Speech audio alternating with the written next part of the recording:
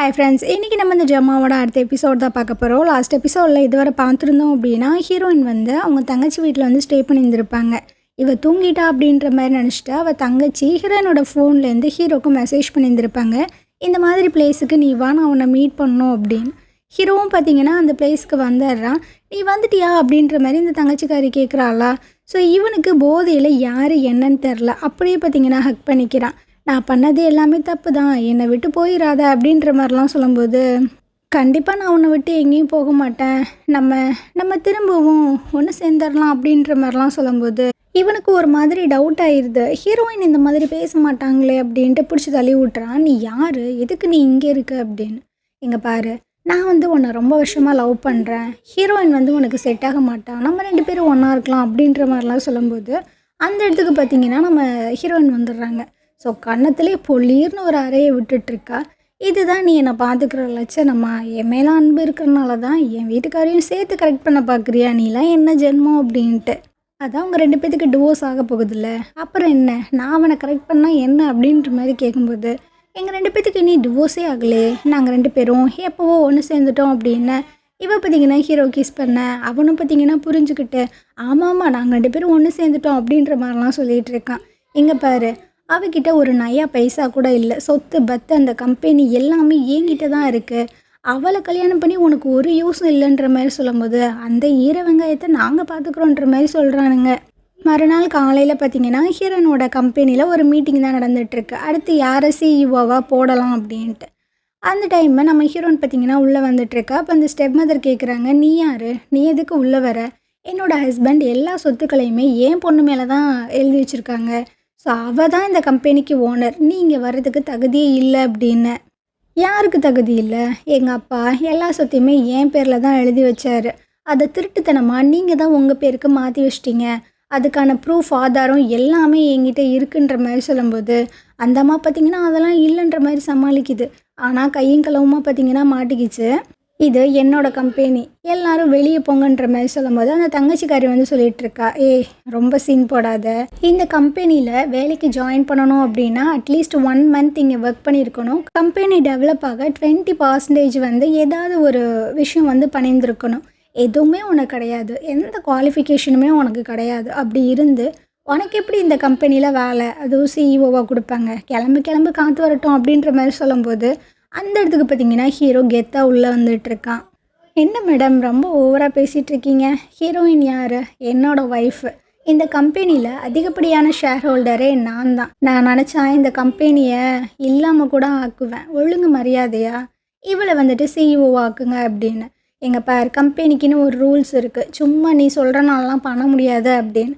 அப்போனா 1 மந்த் வந்து டைம் கொடுங்க, இவ வந்து அவளோட ஃபுல் எஃபோர்ட்டை இதில் கண்டிப்பாக போடுவா அப்படின்ற மாதிரி சொல்லும்போது எல்லோரும் பார்த்திங்கன்னா ஓகேன்ற மாதிரி சொல்லிடுறாங்க. இதுக்கப்புறம் ஹீரோவும் ஹீரோயினும் ஒன்றா உட்காந்து பேசிகிட்டு இருக்காங்க.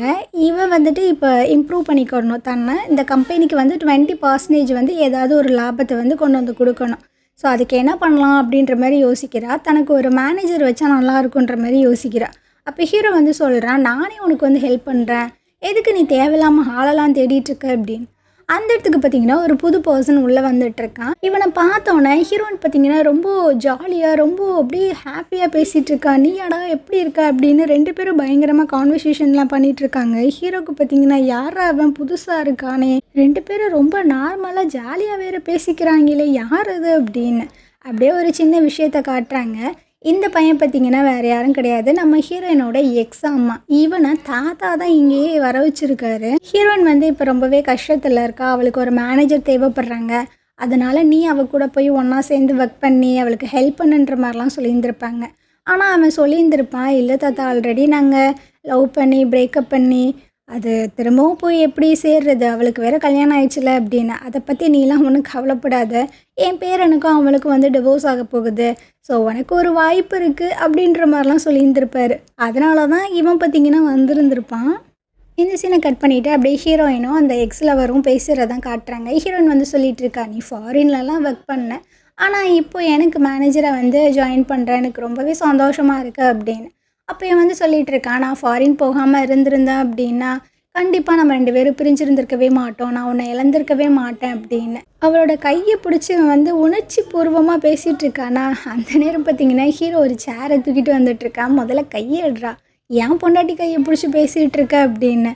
ஏதோ பொண்டாட்டியா, அவங்க 2 பேருக்கு தான் டிவோர்ஸ் ஆக போகுதில்ல, அப்புறம் என்ன அப்படின்னு. யார் சொன்னா?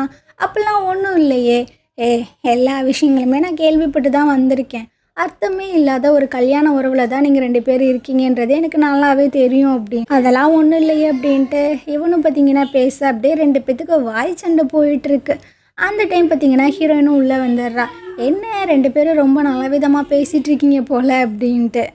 அதெல்லாம் ஒன்றும் இல்லை, சரி அப்புறமாட்டி மீட் பண்ணலாம் அப்படின்ட்டு அவன் அங்கேருந்து போயிடறானா. அப்போ ஹீரோ வந்து சொல்லிட்டு இருக்கான், ஏ நீ என்னோட வீட்டுக்கு வா, தாத்தா வந்து ரொம்பவே ஃபீல் பண்ணுறாரு, அதனால நீ வீட்டுக்கு வந்து ஒரு ஃபோன் மட்டும் பேசிட்டு போ அப்படின்னு.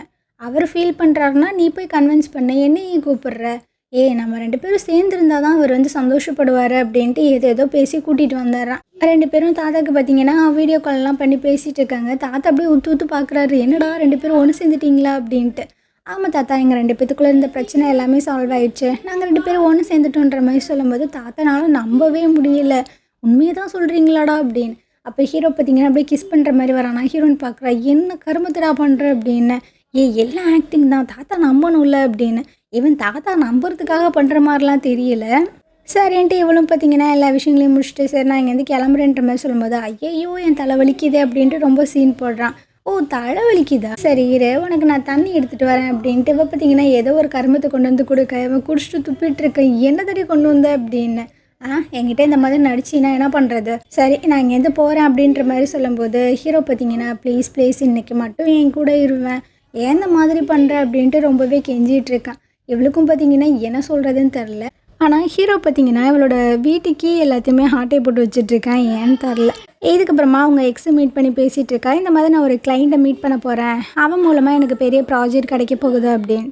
இவனும் நானும் வரவான்ற மாதிரி கேட்கும்போது, இல்லை வேண்டாம், கஸ்டமர் வந்து அப்புறம் டிஸ்டர்பிங்காக ஃபீல் பண்ணுவாங்க, நான் மட்டும் போயிட்டு வரேன்ட்டு அங்கே போயிடுறா. அங்கே போய் பார்த்தா அங்கே இருக்கிறது பார்த்தீங்கன்னா அந்த வில்லி இருக்கால்ல, அவளோட அண்ணங்காரன். ஸோ அவன் பார்த்தீங்கன்னா அவளை கட்டி போட்டு உன்னை அண்ணனுவாக நான் டார்ச்சர் பண்ண போகிறேன், நீ என்னெல்லாம் பண்ண அப்படின்ற மாதிரிலாம் சொல்லும்போது, இங்கே பாரு என்னை கடத்திட்டு வந்த விஷயம் மட்டும் ஹீரோவுக்கு தெரிஞ்சிச்சு, உன்னை என்ன பண்ணுவானே தெரியாது, மரியாதையே என்னை விடுன்ற மாதிரி சொல்லும்போது, அவன் கிடக்கான் சுண்டக்கா பையன், அவனால் என்னை எதுவுமே பண்ண முடியாது அப்படின்ற மாதிரிலாம் சொல்லிட்டு இருக்கும்போதே அந்த இடத்துக்கு பார்த்தீங்கன்னா ஹீரோவும் அந்த எக்ஸும் அப்படியே ஜோடி போட்டு வந்துட்டுருக்கானுங்க. என்னடா சொன்ன அப்படின்ட்டு எல்லாத்தையும் பார்த்தீங்கன்னா பயங்கரமாக அடிச்சு போட்டு நம்ம ஹீரோயினை கூப்பிட்டு வந்துடுறாங்க. ஹீரோயின் பார்த்தீங்கன்னா மாற்றி மாற்றி தேங்க்ஸ் எல்லாம் சொல்லிகிட்டு இருக்கும்போது, தேங்க்ஸ் எல்லாம் எதுக்கு, நீ பேசாமல் என் கூட என் வீட்டுக்கு வந்துருன்ற மாதிரி ஹீரோ சொல்லும்போது, இங்கிட்ட இந்த எக்ஸ் பார்த்தீங்கன்னா அப்படியே ஒரு மாதிரி ஹீன்றான். என்னடா சின்னுங்கிற, என்னாச்சுன்னு கேட்டால் எனக்கு தலை வலிக்குதுன்றான். ஐயோ உனக்கு எதுவும் அடிபட்டுருச்சா அப்படின்ட்டு இவ பதறும்போது, இங்கிட்ட ஹீரோ பார்த்தீங்கன்னா எனக்கு தலை வலிக்குதுன்றான். இவன் பார்த்தீங்கன்னா கால் வலிக்குதுன்னு சொல்ல, இவன் பார்த்தீங்கன்னா வயிறு வலிக்குதுன்னு சொல்ல, இப்படியே முற்றிட்டே போகுது. என்னடா என்ன ரொம்ப ஓவராக பண்ணுறீங்க அப்படின்ட்டு ஹீரோயின் பார்த்தீங்கன்னா ஒரு மாதிரி பார்த்துட்ருக்கா. சரிடா நீங்கள் இப்படியே நடிச்சிட்ருங்க, நான் வீட்டுக்கு போகிறேன்ற மாதிரி சொல்லும்போது அந்த எக்ஸ் வந்து சொல்கிறான், நான் உன்னை வீட்டில் ட்ராப் பண்ணுறேன் அப்படின்னு. ஹீரோ பார்த்தீங்கன்னா போயிட்டு வாங்க அப்படின்னு அசால்ட்டாக வழி அனுப்புகிறான். என்ன இந்த மாதிரி பண்ண மாட்டானே அப்படின்ற மாதிரி தான் இருக்குது. ஸோ அங்கிட்ட எக்ஸ் பார்த்தீங்கன்னா அவளை வீட்டில் கொண்டு வந்து விட்டுட்டு போயிடுறானா. இவன் வீட்டுக்குள்ளே வந்து பார்த்தா அங்கே ஹீரோ பார்த்தீங்கன்னா வா வா உள்ளே வா நம்ம வீட்டு தான் அப்படின்ற மாதிரி கூப்பிட்டுட்ருக்கான். நீ எப்படா உள்ளே வந்த அப்படின்ட்டு இவளுக்கு ஒரு மாதிரி ஷாக்கிங்காக இருக்குது. உள்ளே பார்த்தீங்கன்னா நிறைய ஃபுட்டெல்லாம் வாங்கி வச்சுருக்கேன், பார்த்தியா உனக்காக நான் வகை வகையாக சமைச்சு வச்சுருக்கேன், வாடிச்செல்லாம் வந்து சாப்பிட அப்படின்னு. இவள் பார்க்குறா, இது நீ தான் சமைச்சியான்னு. ஆமாம் உனக்காக நான் பார்த்து பார்த்து சமைச்சு வச்சுருக்கேன், சாப்பிட்டுட்டு எப்படி இருக்குன்னு மட்டும் சொல்லுன்ட்டு. ஸோ இவள் பார்த்தீங்கன்னா அதை ஸ்மெல் பண்ணி பார்த்தே கண்டுபிடிச்சிட்றா. போடா ஃப்ராடுக்காரன் நாயே, எல்லாத்தையும் கடையில் வாங்கிட்டு என்கிட்ட நான் உருட்டுறியா அப்படின்னு.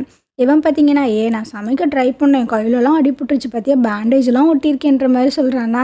இவன் அந்த பேண்டேஜ் எல்லாத்தையும் கழட்டி பார்த்தா ஒன்றுமே இல்லை. சரியான நீ ஃப்ராடு தாண்டா, உனக்கு நடிக்க கூட தரலன்ற மாதிரிலாம் திட்டிகிட்டு இருக்கா. சும்மா என்ன திட்டாதா, எனக்கு வேறு தலைவலிக்குது அப்படின்ட்டு அவளோட பெட்டில் போய்ட்டு நல்லா சொகுசாக படுத்துக்கிறானா. டே இது என்னோட பெட்டு எந்திரடா அப்படின்ற மாதிரி சொல்லும்போது ஹீரோ பார்த்தீங்கன்னா அப்படியே பிடிச்சி இழுத்துக்கிறான். என்ன நம்மளோடதுன்னு சொல்லு, நீ வேற நான் வேறையா அப்படின்ட்டு அப்படியே ரொமான்டிக்காக பேசும்போது, உனக்கு கொலை பண்ணிடுவேன், மரியாதையை எழுந்திரிச்சிரு அப்படின்னு. உன்னோட பர்ஃப்யூம் எவ்வளோ நல்லா இருக்குது தெரியுமா அப்படின்ற மாதிரி சொல்லும்போது, ஓ அப்படியா, இந்த பர்ஃப்யூமை நீனே வச்சுக்கோ அப்படின்ட்டு அவங்க வந்து போயிடறா. அடி பாவி, பர்ஃப்யூமை கொடுத்துட்டு இப்படி பறந்து போயிட்டே அப்படின்ட்டு அங்கேயே பார்த்தீங்கன்னா அவனும் செட்டில் ஆயிடுறான். மறுநாள் காலையில் ஹீரோன்னு பார்த்தீங்கன்னா ரொம்ப சோகமாக எதையோ யோசிச்சுட்டு இருக்கும்போது அந்த இடத்துக்கு அந்த எக்ஸ் லவர் வரான். ஆமாம், ஏன் இவ்வளோ சோகமாக இருக்குன்ற மாதிரி கேட்கும்போது, எங்கள் அப்பா வந்துட்டு ஃபேப்ரிக் பிஸ்னஸ் பண்ணணுன்னு தான் ரொம்பவே ஆசைப்பட்டாரு. ஆனால் அவரோட ஆசை எதுவுமே நடக்காமல் இப்படி போய் சேர்ந்துட்டாரு. எனக்கு ரொம்ப கஷ்டமாக இருக்குது, என்ன பண்ணுறதுனே தெரில அப்படின்னு. அந்த எக்ஸ் வந்து சொல்லிட்டு இருக்கான், உனக்கு இப்போ அந்த கம்பெனி எப்படி கைப்பற்றணும் அப்படின்றத மட்டும் தான் யோசிக்கணும். ஸோ உன்னோட 20% ஒர்க்கை வந்து நீ கண்டிப்பாக கொடுக்கணும், அதை பற்றி மட்டும் யோசின்ற மாதிரி சொல்லிட்டு இருக்கும்போது, ஹீரோனுக்கு பார்த்தீங்கன்னா தாத்தா ஃபோன் பண்ணுறாங்க. ஏம்மா உனக்கும் அந்த ஹீரோ பையலுக்கும் ஏதாவது திரும்ப பிரச்சனையா அப்படின்னு. ஏன் தாத்தா என்னாச்சுன்னு இவ பதறி போய் கேட்குறாளா? அந்த லூசு பையன் காலங்காத்தால பாஸ்போர்ட் எடுத்துகிட்டு எங்கேயோ கிளம்பிட்டாம்மா, எங்கே போனா என்ன ஆச்சுன்னே தெரில அப்படின்னு. இவளுக்கு ஒன்றும் புரியல, பாஸ்போர்ட் எடுத்துகிட்டு போயிட்டானா, என்னவா இருக்கும், எங்கே போயிருந்திருப்பான் அப்படின்ட்டு இவளும் பார்த்தீங்கன்னா யோசிக்கிறா. அப்படியே கொஞ்ச நாள் போகுது, இவளை பார்க்கறதுக்கு அவன் வரவே இல்லை. என்னடா இது, எப்போவுமே நம்மளை சுற்றி சுற்றி வருவானே, இப்போ எங்கே போனா? அப்புறம் பார்த்தீங்கன்னா அவன் வந்தா என்ன வரலன்னா என்ன, அவனை பற்றி நம்ம ஏன் யோசிக்கணும் அப்படின்ட்டு அவளே பார்த்தீங்கன்னா புலம்பிகிட்டு இருக்கா. அப்புறம் ஒரு நாள் பார்த்தீங்கன்னா யாரோ காலிங் பெல் அடிக்கிற சத்தம் கேட்குது. இவளும் போயிட்டு ஓப்பன் பண்ணால் அங்கே ஹீரோ தான் ஒரு பாக்ஸோடு வந்துட்டு இருக்கான். ஆமாம், இவ்வளோ நாள் எங்கே போனேன், இது என்ன பாக்ஸ் அப்படின்னு ஓப்பன் பண்ணி பாருன்ற மாதிரி சொல்லும்போது, இவன் வந்துட்டு அந்த எக்ஸ் கிட்ட சொல்லிட்டு இருந்திருப்பாளையா, எங்கள் அப்பா வந்து ஒரு ஃபேப்ரிக் பிஸ்னஸ் தான் பண்ணணுன்னு ஆசைப்பட்டாருன்னு. அந்த ஃபேப்ரிக்கை தான் வாங்கிட்டு வந்திருக்கான். அவளுக்கு ரொம்ப சந்தோஷம். எனக்கு இந்த ஃபேப்ரிக் வேணும் அப்படின்றது உனக்கு எப்படி தெரியும்? நீ சொன்னாதான் எனக்கு தெரியுமா? உன் மனசு எனக்கு புரியாதா? உனக்காக எத்தனை நாடு சுற்றி அலைஞ்சு இந்த ஃபேப்ரிக்கை வாங்கிட்டு வந்திருக்கேன் தெரியுமா அப்படின்ட்டு அவளை பார்த்தீங்கன்னா அப்படியே தூக்கிட்டு உள்ளே வந்துட்டுருக்கான். உனக்கு ரொம்ப பிடிச்சிருக்கான்ற மாதிரி கேட்கும்போது, எனக்கு ரொம்ப ரொம்ப பிடிச்சிருக்கு அப்படின்னு அவள் ரொம்பவே சந்தோஷமாக சொல்லிகிட்டு இருக்கா. சரி, கொஞ்ச நாளாக நான் இங்கே வரல, என்னை எதுவும் மிஸ் பண்ணியா, என்னை பற்றி யோசிச்சியான்ற மாதிரி கேட்கும்போது, நான் எதுக்கு உன்னை பற்றி யோசிக்கணும், சொல்லப்போனால் உன்னோட ஞாபகமே எனக்கு இல்லை, நீ இருந்தன்றதே நான் மறந்துட்டேன்னா பார்த்துக்கோ அப்படின்னு.